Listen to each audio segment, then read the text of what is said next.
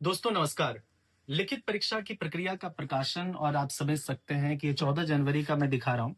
इसमें जो OMR answer sheet भरने का जो निर्देश है वो दिया गया था। इसमें खास तौर पे ये है, इसमें टोटल 26 पॉइंट्स हैं। 26 पॉइंट्स में से 5 जो पॉइंट है हमारे लिए इसलिए महत्वपूर्ण हो जाता है क्योंकि यहाँ पे साफ तौर पे लिखा है कि लिखित परीक्षा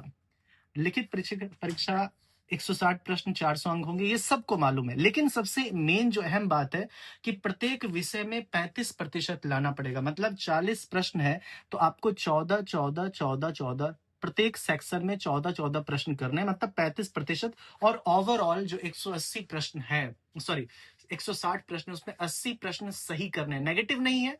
इसलिए बिंदास आप हर एक प्रश्न का उत्तर तो देना ही है और सही उत्तर देना है। टोटल 26 पॉइंट्स हैं इसमें, और इस 26 पॉइंट्स में से मैं आपको बताता हूँ टोटल 23 जो है, जिसमें से सबसे एक जो तो इंपॉर्टेंट पॉइंट, खासतौर पे मैं रीजनिंग के पॉइंट ऑफ व्यू से बोल रहा हूँ कि 16 पॉइंट आप देख रहे हैं क्या बोल रहा है। हिंदी 16 नहीं, मेरे ख्याल से इसमें जो एक पॉइंट है 15 या 16, हाँ, ये बोल रहा है अंग्रेजी रूपांतरण। 16 नंबर पॉइंट, किसी संशय या भ्रम में अंग्रेजी, जो अंग्रेजी ट्रांसलेशन है, जैसे आप उत्तर देते हैं कभी कभी भाभी या ननद, सिस्टर इन लॉ को माना जाएगा, या जीजा जी या साला, इस तरह के, तो ब्रदर इन लॉ को माना जाएगा 16।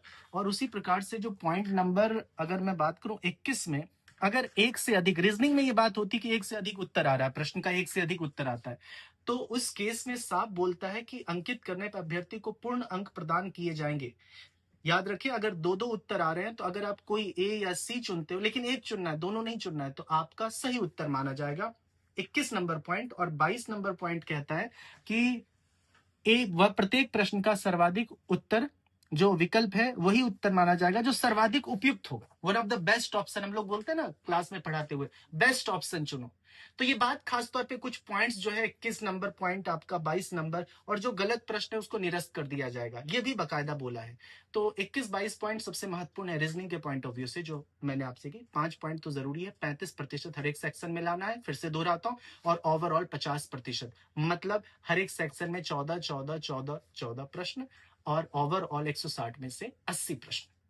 ऑल द बेस्ट, धन्यवाद।